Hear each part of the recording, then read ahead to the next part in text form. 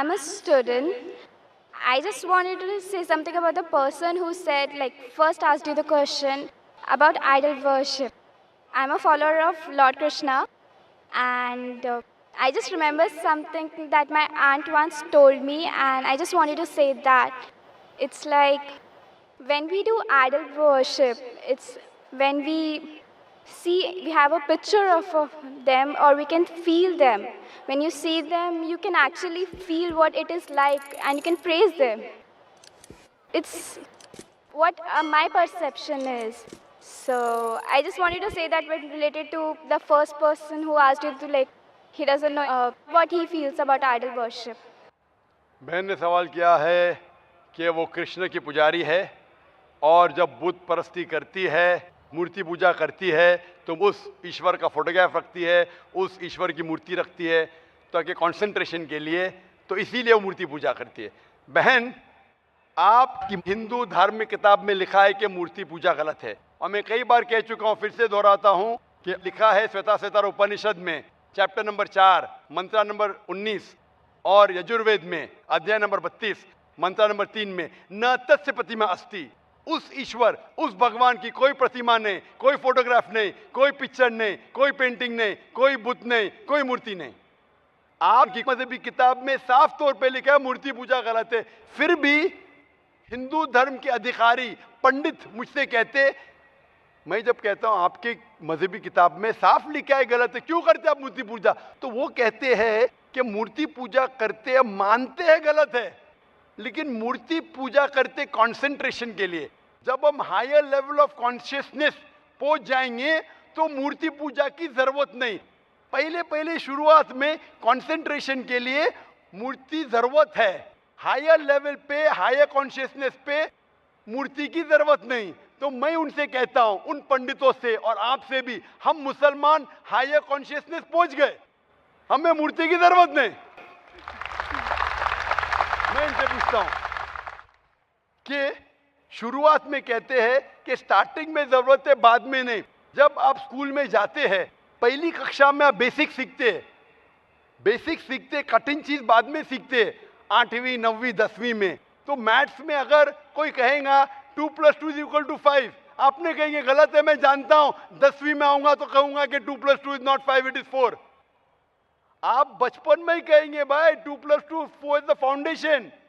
अगर हर मजहब का फाउंडेशन है कि भगवान की मूर्ति नहीं है, फोटोग्राफ नहीं है, बुत नहीं है, फाउंडेशन ही जब पहले गलत सिखा रहे तो आगे जाके कैसी इमारत बनेगी।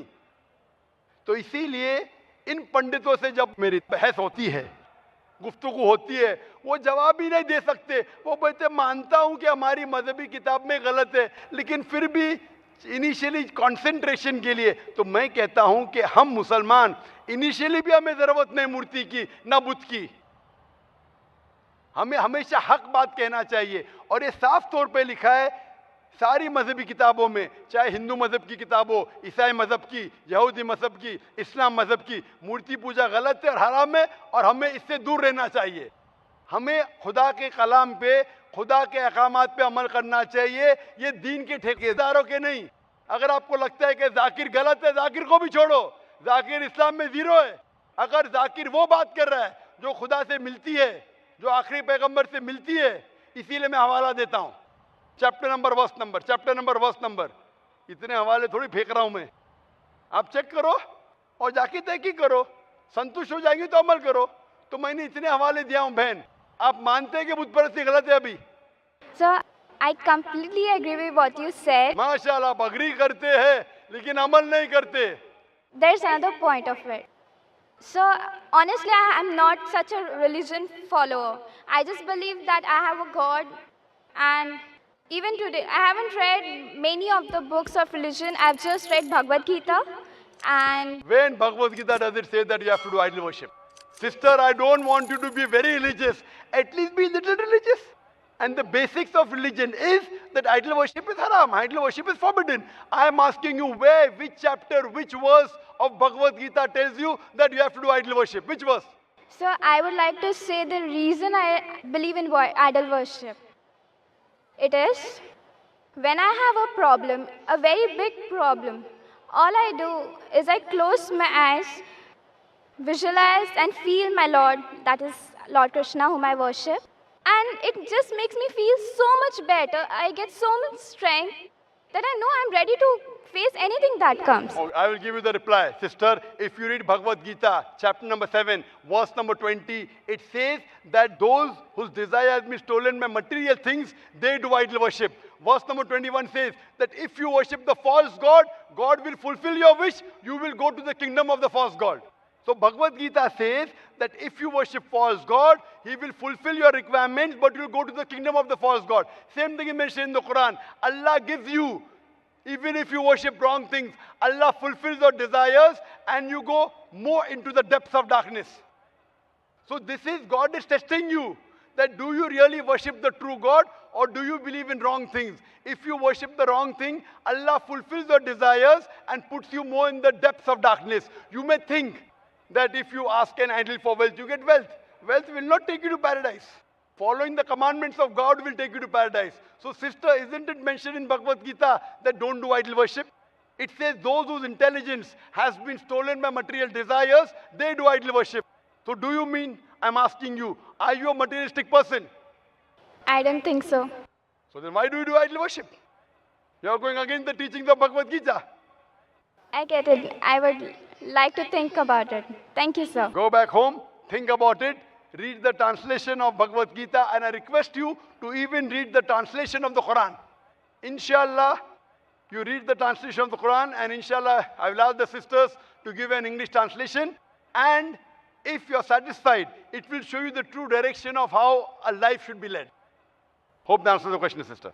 तो मैं एक प्राइवेट कंपनी में नौकरी करता हूँ। तो मेरा ये कहना है, हम जो लोग बोलते हैं कि मैं हिंदू हूँ, मुसलमान बोलता है मैं मुसलमान हूँ, सिख बोलता है मैं सिख हूँ, क्रिश्चियन बोलता है मैं ईसाई हूँ, तो सब लोग अपने अपने धर्म का अपना परिचय देते हैं।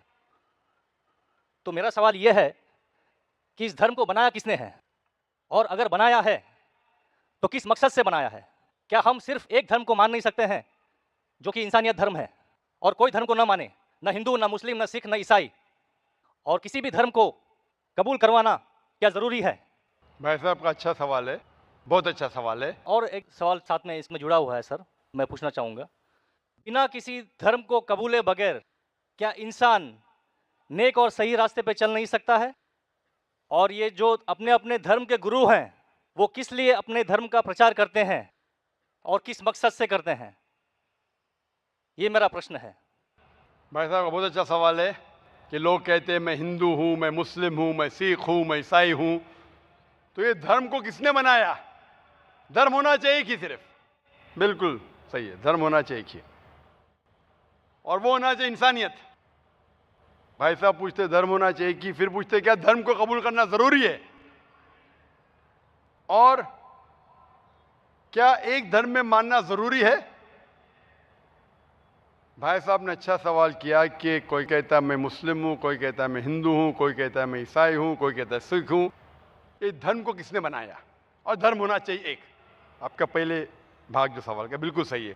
कुरान में अल्लाह ताला फरमाते सूरह अल इमरान में सूरह नंबर 3 आयत नंबर 19 में, इन्ना दीन इंदल्लाहिल इस्लाम, अल्लाह के नजदीक सिर्फ एक ही दीन सही है, वो है अपनी जिंदगी अल्लाह के, खुदा के, ईश्वर के, भगवान के अहकामात के मुताबिक बसर करना। तो दीन होना चाहिए एक ही। ये इतने दीन किसने बनाया? इंसानों ने बनाया। हमारा खालिक, हमारा मालिक, हमारा रब, हमारा ईश्वर, हमारा भगवान, हमारा अल्लाह सिर्फ एक ही दीन बनाया, एक ही मजहब बनाया, वो है अमन हासिल करना, शांति हासिल करना, सलामती हासिल करना, अपने खालिक के अहकामात के मुताबिक जिंदगी बसर करने के बाद।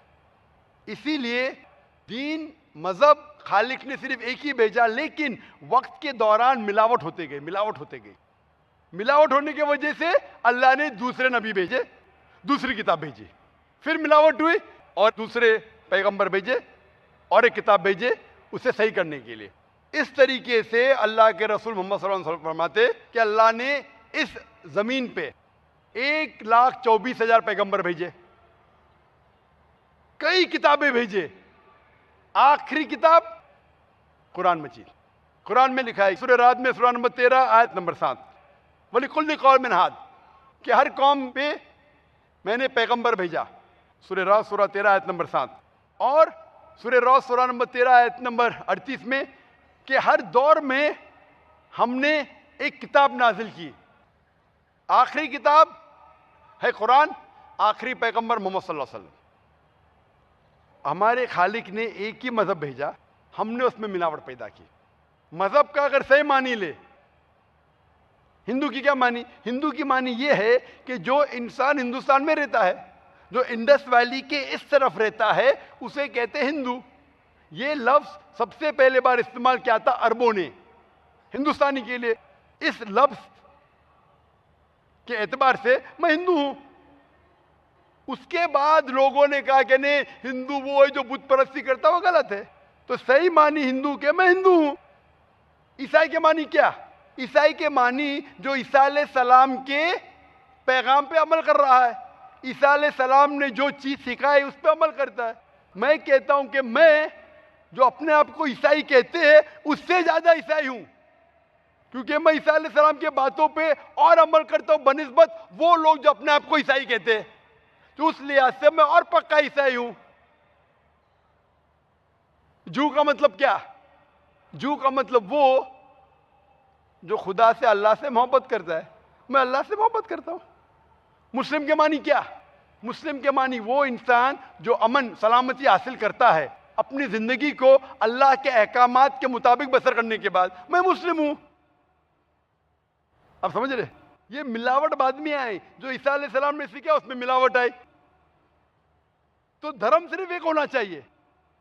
आपका दूसरा भाग, हम क्यों ना सिर्फ इंसानियत पे अमल करें? भाई साहब, आप अच्छे मुसलमान बनने के लिए सबसे पहले आपको अच्छा इंसान बनने पड़ेगा। अच्छा इंसान बनना मतलब, एक मिसाल दे रहा हूं जो मैंने कल दिया था। अच्छा इंसान बनना मतलब स्कूल पास करना। अच्छा मुसलमान बनना मतलब पीएचडी। तो पीएचडी करने के लिए पहले 10वीं तो पास करने पड़ेगा। 10वीं पास करने के बाद ही पीएचडी कर सकते। आप बोले 10वीं के बाद मैं खुश हूं, नहीं, मैं पीएचडी के बाद खुश हूं।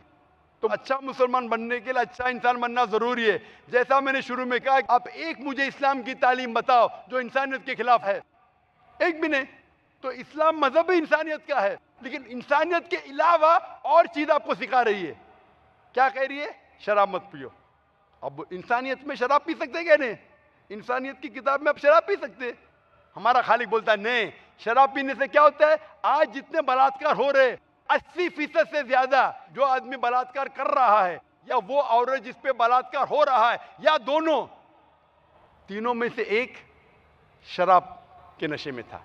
इधर वो बलात्कार करने वाला शराब के नशे में था, या जो औरत पे बलात्कार हुआ गया, या दोनों शराब के नशे में थे। 80%। इसलिए हमारा खालिक, हमारा रब कहता है शराब मत पियो। इंसानियत कहती है शराब पियो। आप किस में मानेंगे, इंसानियत या रब में? तो इसीलिए मुस्लिम बनना इंसानियत का पीएचडी है। अच्छा इंसान बनना मतलब स्कूल पास करना। मैं बिल्कुल आपसे सहमत हूं। अच्छा इंसान पहले बनो, फिर मुस्लिम बनो। अच्छा मुसलमान बनने के लिए रब की इबादत करना जरूरी है। आपने पूछा कि कोई मजहब को फॉलो करना जरूरी है? बिल्कुल। अगर आपके पास रूल्स रेगुलेशन नहीं है, आप जब स्कूल में जाएंगे आप बोलेंगे स्कूल के रूल्स को फॉलो करना जरूरी है क्या? मैं एक दिन पीले कपड़े पहनूंगा, एक दिन नीले कपड़े पहनूंगा, एक दिन लाल, नहीं, रूल फॉलो करो। सब लोग साथ में ABCD, नहीं मैं ACDB पढ़ूंगा, Z पढ़ूंगा, नहीं, ABCDEFG कायदे से पढ़ो। आप कोई कायदा फॉलो, अब बोलेंगे रूल फॉलो करना जरूरी है, मैं लेफ्ट हैंड पे नहीं चलाऊंगा, राइट हैंड पे चलाऊंगा। हिंदुस्तान में तो राइट हैंड ड्राइव, अमेरिका में तो लेफ्ट हैंड ड्राइव। नहीं, लाल के ऊपर मतलब मैं जाऊंगा, ग्रीन मतलब मैं ठहर जाऊंगा। रूल नहीं फॉलो करेंगे तो कैसा जिएंगे, कैसा गाड़ी चलाएंगे? तो जब गाड़ी चलाने के लिए रूल फॉलो करने पड़ता है, तो जिंदगी बसर करने के लिए रूल नहीं फॉलो करेंगे? ये जाहिल इंसान कहेगा। होशियार इंसान ने, और मैं समझता हूं आपको होशियार इंसान है। गाड़ी चलाने के लिए रूल चाहिए, स्कूल में जाने के लिए रूल चाहिए, जिंदगी बसर करने के लिए रूल नहीं। आप बोलेंगे मैं नाक में से खाऊंगा, चलेगा नहीं, मैं मुंह में से खाओ। आप समझ रहे? तो ये हमारा खालिक आप जब बीमार होते किसके पास जाते? डॉक्टर के पास जाते। डॉक्टर को इल्म है इंसान के जिस्म के बारे में, वो खालिक और सबसे बड़ा डॉक्टर है, वो जानता है क्या अच्छा है क्या बुरा है। इसीलिए खालिक जो कहता है, हम आपको बनाने वाला जो कहता है, उसके अहकामात पे चलने से हम अच्छे मुसलमान बन सकते और सबसे ज्यादा सफल मुसलमान बन सकते और इंसान बन सकते। मैं पूछना चाहता हूं, आप मानते हैं खालिक में? खाली का मतलब मुझे नहीं पता। बनाने वाला, आप एक ईश्वर में मानते, एक खुदा में मानते या अनेक खुदा में मानते? नहीं, मैं तो सभी जगह जाता हूँ, मंदिर जाता हूँ, मस्जिद जाता हूँ, लेकिन मैं किसी को मानता नहीं। मैं सिर्फ यही मानता हूँ कि मैं भी मंदिर जाता हूँ, मस्जिद, मैं भी मंदिर जाता हूँ, मस्जिद जाता हूँ। एक पावर जो है जो हमको रूल करती है, मैं उस चीज को मानता हूँ।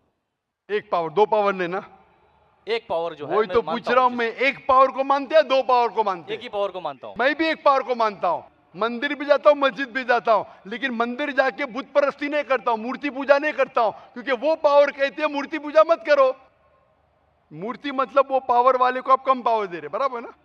तो हिंदू मजहब कहता है मूर्ति पूजा मत करो, ईसाई मजहब कहता है मूर्ति पूजा मत करो, कुरान कहता है मूर्ति पूजा मत करो। एक पावर, उसको पावर कहो, ईश्वर कहो, खुदा कहो, अल्लाह कहो, लेकिन एक है ना कि दो है? एक ही है। बिल्कुल से, एक पावर को मानते, बिल्कुल, यानी एक ईश्वर को मानते, बिल्कुल, एक खुदा को मानते, बिल्कुल, एक अल्लाह को मानते, बिल्कुल। आप मानते हैं कि बुत परस्ती, मूर्ति पूजा गलत है? गलत तो है, लेकिन मैं करता हूँ। हाँ, यही तो बात है। आप मानते हैं गलत, अल्हम्दुलिल्लाह, करते वो गलत चलते आ रहा है, बचपन से चलते आ रहा है। मेरे परदादा भी कहते थे कि जमीन चपटी है, लेकिन मैं जब स्कूल में जाता हूँ डॉक्टर बन गया। बट हम मूर्ति की पूजा करने की वजह से मैं मानता हूँ कि मैं गॉड फियरिंग हूँ, मुझे डर है, मेरे वालिद गलत काम से बचता हूँ। हाँ, गलत काम करते लेकिन गलत काम से बचते, दोनों में टकराव है। आप गलत काम से बचते फिर बोलते गलत काम करते। मूर्ति की पूजा करने से मैं गलत काम से बचता हूँ। आपने कहा, मैं मानता हूँ। आपने कहा मूर्ति पूजा करना गलत है, मैं मूर्ति पूजा करता हूँ, गलत काम से बचता हूँ, तीनों में टकराव है। मैं हिंदी में जरा कमजोर हूँ। आपने कहा कि मूर्ति पूजा करना गलत है, लेकिन फिर भी मैं करता हूँ और गलत काम से बचता हूँ, दोनों कॉन्ट्रडिक्टिंग है। शराब पीना गलत है, फिर भी पीता हूँ और गलत काम नहीं करता। अरे पीऊंगा तो बलात्कार करूंगा ना। मैं नहीं पीता हूँ। आप नहीं पीते, अच्छी बात है, अल्हम्दुलिल्लाह। आपके वेद में लिखा है, बाइबल में लिखा है, कुरान में लिखा है, तो क्यों करते? बचने का है तो उस पावर, उस ताकत, उस अल्लाह, उस खुदा, उस भगवान के अहकामात पे अमल करो। मूर्ति पूजा करने से क्या मिलेगा आपको? आप कुरान मजीद पढ़ो, कुरान मजीद आखिरी पैगाम है उस पावर का। तो अगर आप जानते हैं कि मूर्ति पूजा गलत है, तो गलत काम से क्या सही रास्ता मिल सकता है? चोरी करना गलत है, लेकिन मैं क्या करता हूँ? चोरी करता हूँ और गरीबों में बांटता हूँ, सही है? गलत है, गलत है। चोरी करना गलत है, आप मानते क्या? चोरी करता हूँ लेकिन गरीबों में बांटता हूँ। अरे गरीबों में बांटने का तो मेहनत करके बांटो ना, चोरी करके मेहनत मत करो, मेहनत करके मेहनत करो और हलाल की कमाओ और गरीबों में बांटो। उसी तरीके से जो आप जानते हैं मूर्ति की पूजा गलत है, फिर क्यों करते? क्योंकि आपके परदादा करते आए हैं। मेरे परदादा कहते थे दुनिया चपटी है, लेकिन मैं कहता हूं दुनिया गोल है क्या चपटी है? गोल। आपके परदादा क्या कहते थे? चपटी क्या गोल? गोली कहते थे। परदादा? आपके बाप दादा ने परदादा गोली कहते थे। कभी 1000 साल पहले? बिल्कुल। आपके दादा का नाम क्या था? पता नहीं। हाँ, तो आप खाली हवा में फेंक रहे हैं। इंसानियत 1000 साल पहले कहती थी कि दुनिया चपटी है। आपके परदादा का नाम क्या? मैं नाम लिखूंगा ना साइंटिस्ट बुक में। आपके परदादा का नाम क्या है? पता। आपके परदादा क्या कहते थे? दुनिया चपटी है क्या गोल है? मैं कुछ नहीं कह सकता इसके बारे में, क्योंकि मैंने सुना नहीं है क्या कहते थे। लेकिन साइंस कहती है, मेरे परदादा और आपके परदादा कहते थे कि चपटी है। आप मानते हैं चपटी है? नहीं, क्योंकि आप तरक्की कर चुके। जब तरक्की करते हैं, गलत चीज को छोड़ देने का है। अभी बुत परस्ती करेंगे या छोड़ देंगे? कोशिश करूंगा छोड़ने की। हाँ, ये बात हुई ना, ये मर्दानी बात हुई ना। माशाल्लाह, ये अच्छी बात है कि भाई साहब मानते एक पावर में, एक खुदा में, एक ईश्वर में, एक भगवान में। बुत परस्ती गलत है और कोशिश करेंगे इसको छोड़ने की। आप मानते हैं कि मोहम्मद सल्लल्लाहु अलैहि वसल्लम पैगंबर है? पता नहीं, मुझे नहीं मालूम। इसीलिए मैं चाहूंगा कि आप कुरान मजीद पढ़िए। मैं आपको कुरान मजीद का तर्जुमा दूंगा, अंग्रेजी जानते तो अंग्रेजी में दूंगा, हिंदी जानते हिंदी में दूंगा। पढ़िए, इससे आप हिदायत पाएंगे और इंशाअल्लाह जो भी मुश्किलात है आप मुझे पूछ सकते हैं या हमारे इदारे को लिख सकते हैं। और जब आप एकदम संतुष्ट हो जाएंगे कि सही किताब है, फिर आप एकदम अच्छे, अभी आप इंसान हैं, अच्छे इंसान हैं और अच्छे पीएचडी बनेंगे, उस दिन का मैं इंतजार करूंगा। शुक्रिया। क्वेश्चन। शुक्रिया शुक्रिया। मेरा सवाल ये है कि चमत्कार और पुनर्जन्म, जैसे साईं बाबा सबको बोलते थे कि सबका मालिक एक है, और उनकी अभी बहुत बड़ी मूर्ति बनती है, और उसके बाद अभी उनकी कहीं इंग्लैंड भी उनका कोई पादुका जाती है, और उनके बाद अभी एक शख्स भी बीच में था कि जो अभी गुजर गया, वो बोलता था कि मैं साईं का दूसरा अवतार हूँ। तो आप उसके बारे में कुछ बता सकते हैं?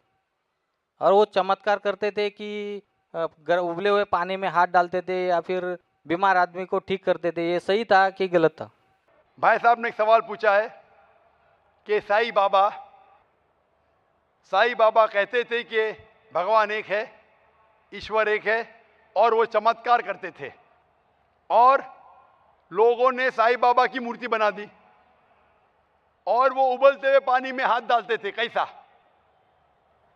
भाई साहब, इसे कहते हैं मैजिक।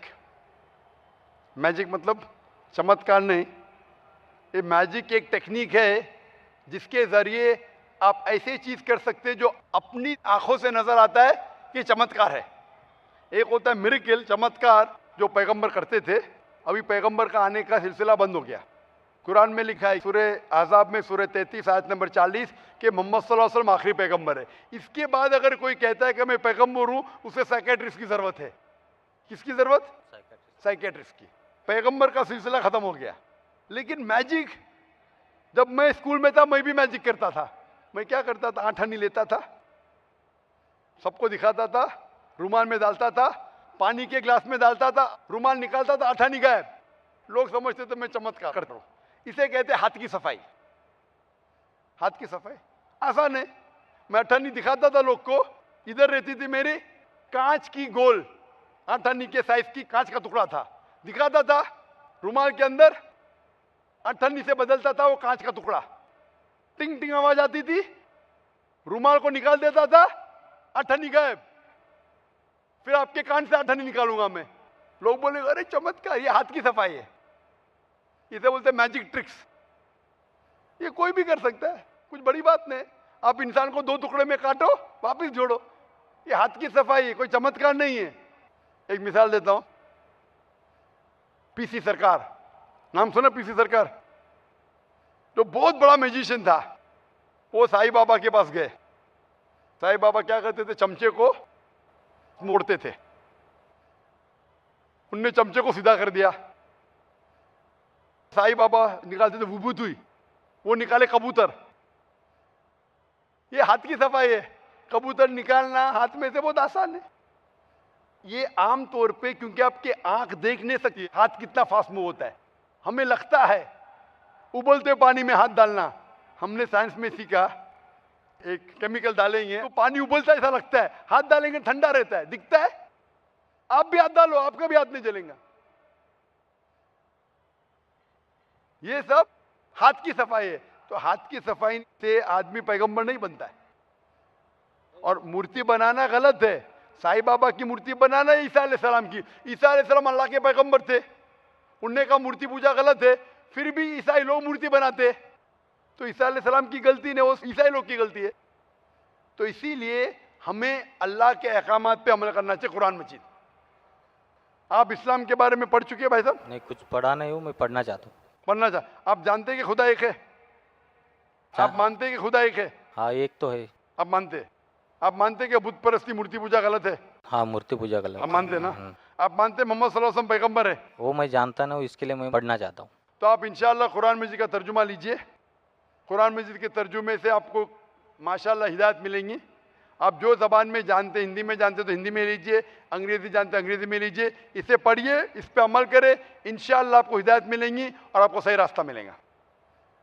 मेरा आपसे एक सवाल है, इस्लाम में हर गुनाह माफ़ है, लेकिन शिर्क की माफ़ी क्यों नहीं है? अगर इंसान कत्ल करता है उसे माफ़ी है, जिना करता है उसे माफ़ी है, लेकिन शिर्क की माफ़ी क्यों नहीं है? भाई साहब का सवाल है कि इस्लाम में सारे गुनाह की माफ़ी है, शिर्क की नहीं। कत्ल करता है माफ़ी है, जिना करता है माफ़ी है, शिर्क की माफ़ी क्यों नहीं? आप कुरान मजीद के बारे में जिक्र कर रहे जो सूरह निसा में है, सूरह नंबर 4 आयत नंबर 48 और आयत नंबर 116। इन दो आयतों में सूरह निसा सूरह नंबर 4 में लिखा है कि अगर अल्लाह चाहे तो कोई भी गुनाह को माफ कर सकता है, लेकिन शिर्क को कभी नहीं माफ करेगा, क्योंकि जो शिर्क किया है वो बहुत भटक चुका है। तो इसमें यह नहीं लिखा है कि अब जिना करेंगे तो माफ करेगा ही, कर सकता है अगर आप तौबा करेंगे तो। अगर आप तौबा करते कि मैंने जिना किया हूं, मैंने कत्ल किया हूं, मुझे माफ कर दे और इंशाअल्लाह मैं आइंदा नहीं करूंगा, तो अल्लाह माफ करेगा। उसी तरीके से शिर्क भी, अगर आप शिर्क करते हैं और अल्लाह से माफी मांगते हैं कि मैं अगली बार शिर्क नहीं करूंगा, तो अल्लाह शिर्क को भी माफ कर सकता है। लेकिन शिर्क की हालत में मरेंगे तो माफी नहीं है। आप मुशरिक जैसा मरेंगे, शिर्क करते हुए मरेंगे तो माफी नहीं।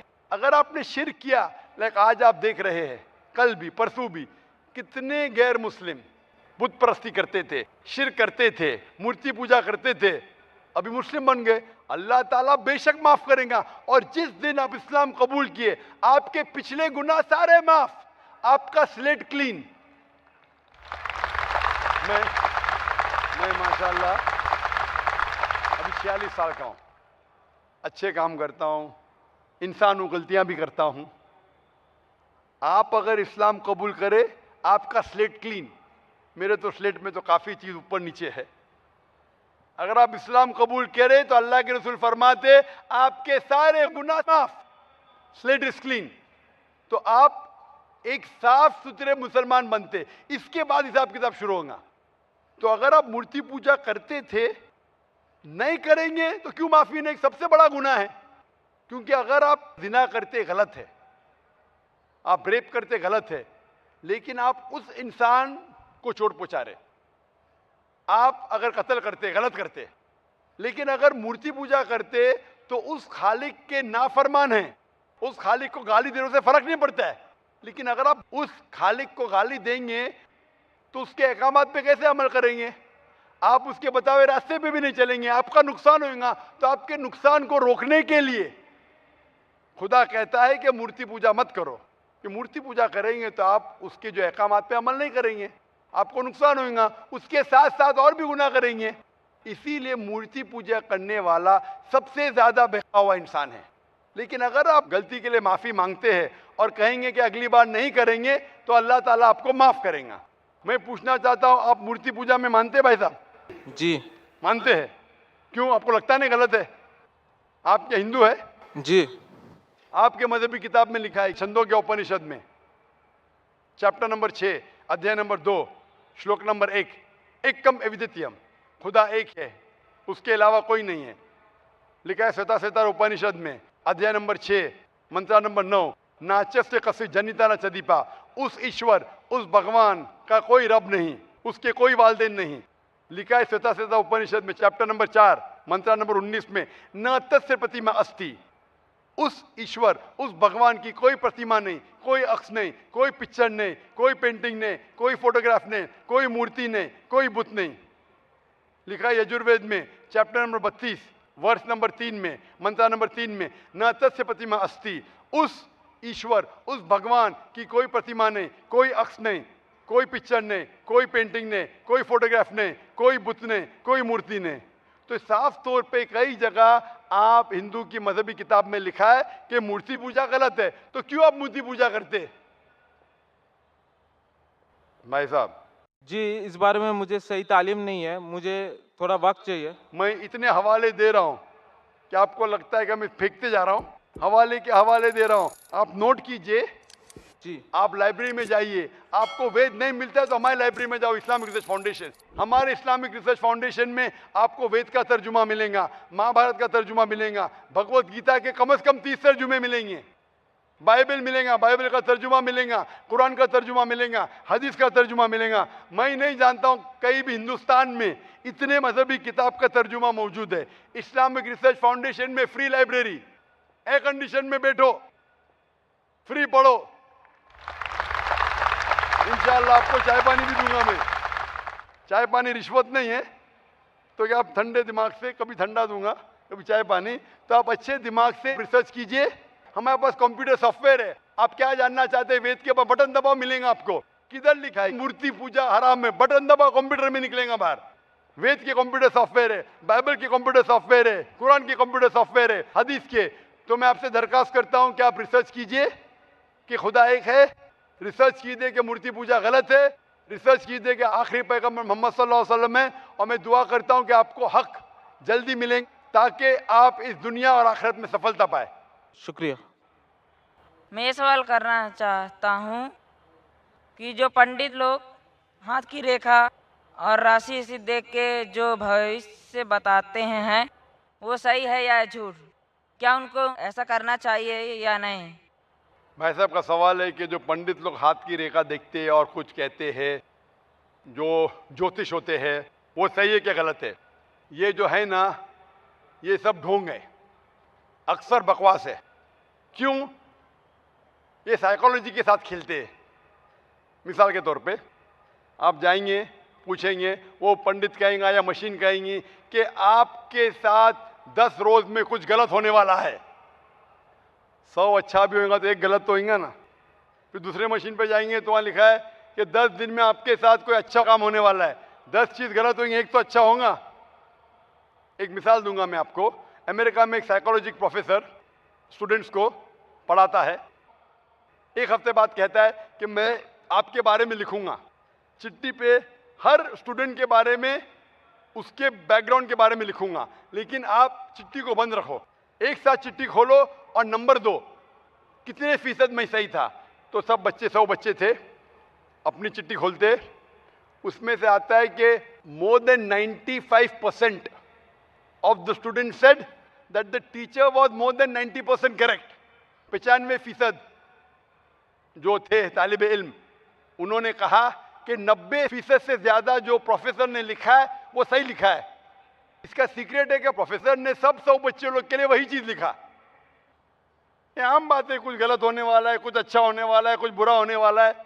ये रेखा देखना, इसीलिए कुरान मजीद में लिखा है सूरह माइदा में सूरह नंबर 5 आयत नंबर 90 में, या लज़ीना आमनू इन्नमल खम्रु वल मैसरू वल अंजाबु वल अस्लामु, dedication of stones, divination of arrows, बुत परस्ती और फांसे फेंकना रिश्त में मिली शैतान, ये शैतान के हटकंडे है। रिश्त में न मिली शैतान फज्तनिबू लअल्लकुम तुफ्लिहून, और आप इससे बचो ताकि आप फलाह पा सको। तो ये फांसे फेंकना, ज्योतिषगिरी, ये हराम है, शैतान के हथकंडे, आप इससे बचो।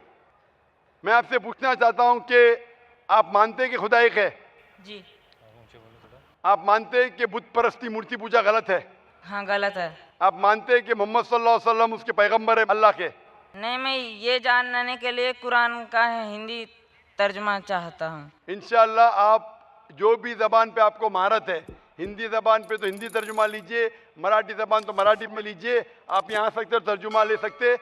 और मैं दरख्वास्त करूँगा आपसे कि तर्जुमा पढ़िए, इंशाअल्लाह इस तर्जुमे के बाद हिदायत पाएंगे और इंशाअल्लाह आपको सही राह दिखेगा इंशाअल्लाह। जी दोस्तों, उम्मीद करता हूँ आप लोगों को ये डॉक्टर ज़ाकिर नाइक साहिब की वीडियो पसंद आ चुकी होगी। मुख्तलिफ़ सवालात डॉक्टर ज़ाकिर नाइक साहिब से हो चुके हैं। देखो, जो पहला सवाल हुआ था कि हम मूर्ति पूजा जब कम करते हैं तो एक तवज्जो मरकूज़ करने के लिए करते हैं। देखो, हर इबादत का अपना एक तरीका होता है। अगर आप ये मानती है कि एक अल्लाह है, वही इबादत के लायक है, तो फिर आप मूर्ति पूजा और उनके सामने झुकना और उसकी पूजा करना, ठीक है ना, तवज्जो मरकूज़ करने के लिए। देखो, हर इबादत का अपना तरीका होता है। इस्लाम ने इससे मना किया है कि आप बुत के सामने भेजकर आप इबादत कर लें, बुत के सामने भेजकर आप पूजा किया कर लें, नहीं, बल्कि मुसलमानों को ये हुक्म है कि वो अगर सामने कोई तस्वीर हो, कोई जो है ना बुत हो, तो उसके सामने जो है ना नमाज भी अदा ना कर ले, ठीक है ना। तो हर मज़हब और इस्लाम का जो है ना हर मज़हब का अपना अलग अलग तरीके होते हैं, लेकिन इस्लाम में ये मना है कि आप जो है ना किसी तस्वीर या बुत के सामने बैठकर आप उसकी जो है ना तवज्जो मरकूज़ करने के लिए आप इबादत कर लें, ठीक है ना। और याद रखना, अल्लाह रब्बुल इज़्ज़त हर गुनाह माफ़ कर सकता है, ठीक है ना, हर गुनाह माफ़ कर सकता है, लेकिन शिर्क जो है ना, शिरक, आप बुत परस्ती कर ले, बुत के सामने सजदा कर ले, उससे मांगे, उनकी पूजा कर ले, ये गुनाह माफ़ नहीं फरमाते। ठीक है ना। अल्लाह रब्बुल इज़्ज़त चाहे आपने नमाज को कज़ा की है, नमाज की कज़ा के जो गुनाह है वो माफ़ फरमा दे। इस तरह और कोई गुनाह किया है, लेकिन जो बुत परस्ती है, शिरक है, ये अल्लाह रब्बुल इज़्ज़त माफ़ नहीं करते। तो ये जो है ना कहना कि मैं जो है ना तवज्जो मरकूज़ करने के लिए, ये बिल्कुल दुरुस्त नहीं है। दूसरा जो सवाल हुआ कि मुख्तलिफ़ मज़ाहिब है, सिख है, हिंदू है, क्रिश्चियन है, ठीक है ना? एक धर्म क्यों नहीं होना चाहिए इंसानियत की? देखो, ये बात आप ज़हन में रखें कि एक अच्छा इंसान तब बन सकता है, एक आदमी अच्छा इंसान, उसके अंदर अच्छी इंसानियत वाली सिफ़ात तब आ सकते हैं जब वो अच्छा मुसलमान हो, ठीक है ना? और मुसलमान के अंदर, मुस्लिम के अंदर जितनी भी सिफ़ात है, वो इंसानियत के ख़िलाफ़ नहीं है, ठीक है ना? तो इंसानियत की जो सिफ़ात है, वो मुसलमान के अंदर ज़रूर होगी। तो एक आदमी एक अच्छा इंसान तब बन सकता है जब वो अच्छा मुसलमान हो, ठीक है ना? और आप जब स्टडी करेंगे तो मुस्लिम के अंदर जितनी भी सिफ़ात है, वो बिल्कुल जो है ना इंसानियत के ख़िलाफ़ नहीं है, ठीक है ना? और धर्म को कबूल करना जो है ना ये ज़रूरी है। कौन सा धर्म? वो धर्म, वो मज़हब जो आपके खालिक ने आपको बताया हो, ठीक है ना? जिसने आपको पैदा किया है, जो सारे जहाँ का मालिक है। अब उनके इतने एहसानात हैं, तो आप पर ज़रूरी है कि इसकी दीन को और उसकी जो हिदायत है और उनकी जो अहकामात हैं, इनके मुताबिक आप ज़िंदगी गुज़ारें। ठीक है ना?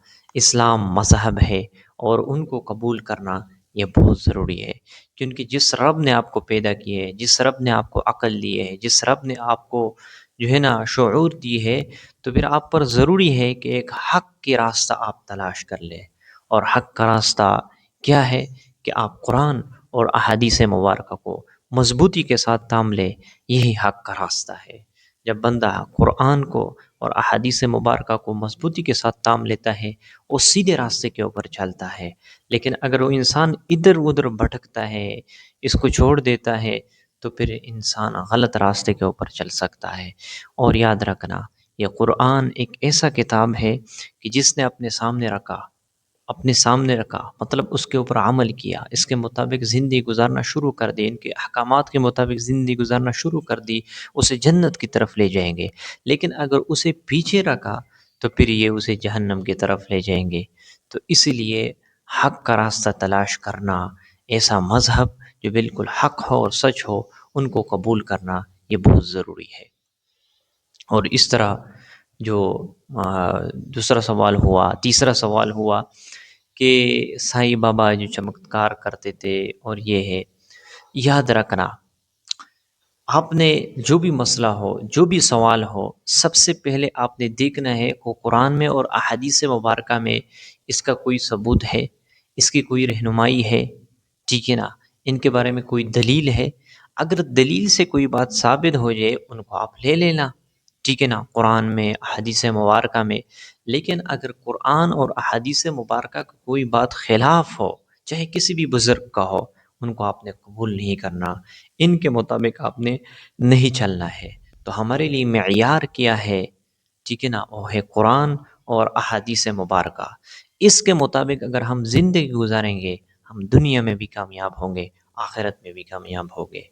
अल्लाह रब्बुल इज़्ज़त कुरान मजीद में फ़रमाते हैं, मन अमिल सालिहन मिन ज़करिन औ उन्सा व हुवा मुमिनुन फ़लनुहयिन्नहु हयातन तय्यबा, कि जिसने नेक अमल किए, चाहे मोमिन मर्द हो, चाहे मोमिन औरत हो, ठीक है ना? और वो ईमान वाला हो, चाहे मोमिन मर्द हो या मोमिन औरत हो, ठीक है ना? हम उनसे चैन सकून राहत वाली ज़िंदगी अता फ़रमाएँगे। तो चैन सकून और राहत वाली ज़िंदगी इंसान को दुनिया में भी मिल सकती है, आखिरत में भी, अगर वो इस्लाम और दीन इस्लाम को फ़ॉलो कर ले, इसके मुताबिक ज़िंदगी गुज़ारना शुरू कर दे। तो उम्मीद करता हूँ आप लोगों को ये वीडियो पसंद आ चुकी होगी। अगर आप लोग चैनल पर नए हैं, तो चैनल को सब्सक्राइब कर लें, वीडियो को लाइक कर लें। इस तरह की वीडियोज़ आप लोगों को इस चैनल पर मिलते रहेंगे। मिलते हैं इंशाल्लाह नेक्स्ट वीडियो में, तब तक के लिए इजाज़त चाहता हूँ। अस्सलामु अलैकुम।